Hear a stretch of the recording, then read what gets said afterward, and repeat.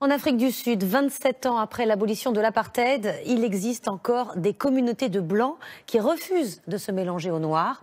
C'est le cas d'une ville du sud du pays, Orania. Là-bas, on ne parle que la langue des premiers colons, l'afrikaans. On enseigne une histoire revisitée et on fuit toute mixité ethnique. Voyez ce reportage de Marc de Chalvron et Aurélie Fontaine.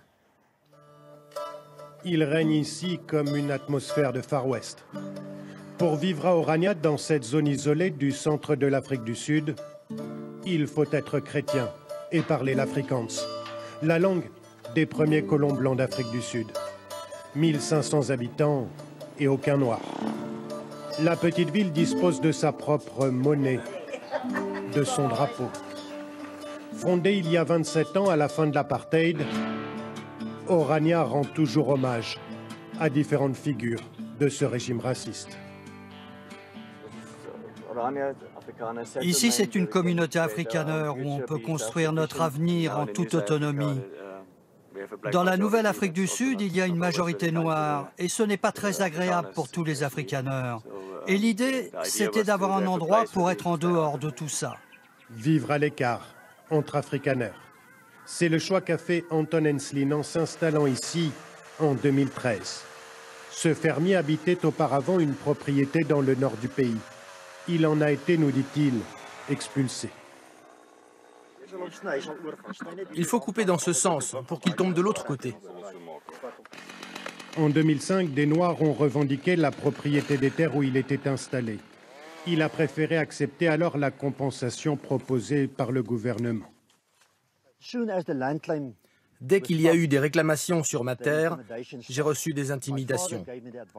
Mon père m'a dit alors, « Anton, vends ta ferme. Il faut lâcher une partie des terres. On ne peut pas garder toute l'Afrique du Sud pour nous. Mais maintenant, on se sent tous en sécurité. On est heureux. » Heureux mais pas rassuré, Anton Enslin appréhende d'être expulsé à nouveau, surtout depuis que le gouvernement envisage d'exproprier les fermiers blancs sans compensation cette fois, pour accélérer la redistribution des terres en faveur des Noirs. La peur de disparaître, c'est l'obsession des habitants d'Orania, bien perceptible dans les deux écoles de la ville. Montre-moi ce que tu es en train de faire et dis-moi si tu as besoin d'aide. Ici, les élèves étudient deux programmes, celui officiel de l'État sud-africain et celui d'Orania. C'est le livre d'histoire et de géographie du point de vue du nouveau régime, qui est aussi subjectif. Et ça, c'est celui avec notre point de vue, comme ça les élèves peuvent se faire leur propre opinion.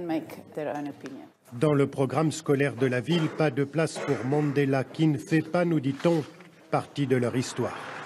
Orania, gardienne de la culture afrikaneur. Quand quelques ouvriers noirs en route pour le travail s'arrêtent par hasard au supermarché, ils découvrent cette ville où les Blancs vivent entre eux, avec des sentiments mitigés. Ce n'est pas un problème qu'ils vivent comme ça, mais selon moi, on devrait vivre ensemble, car nous sommes tous des êtres humains. C'est triste de voir ça, de voir un endroit comme ça. C'est si petit, et ils sont seuls. Orania, ville d'irréductible nostalgique de l'apartheid, ou reflet d'un malaise plus profond des Blancs en Afrique du Sud. Leonardo et Nolène Vergottini envisagent sérieusement de s'installer ici. La ville leur fournit une maison pendant une semaine pour qu'ils se décident.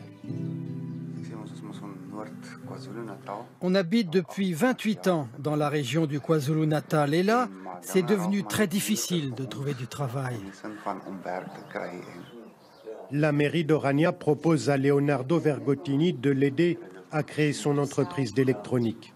D'après lui, les lois favorisant l'embauche des Noirs, appliquées depuis 2003, se sont retournées contre les Blancs, et contre lui en particulier. Là où j'habite, pour trouver, c'est tellement dur. Et j'ai le sentiment que c'est principalement en raison de ma couleur de peau. C'est de pire en pire. Il y a 15 ans, je pouvais aller au magasin et faire mes courses. Maintenant, je ne sors plus toute seule. Il y a eu 57 meurtres par jour l'année dernière en Afrique du Sud. Un chiffre en forte augmentation depuis 6 ans. Pendant cette même période, La population a augmenté de 10% par an à Orania, le signe de tensions raciales de plus en plus fortes. Retour en France, trop de sel, trop de sucre, trop d'additifs. Les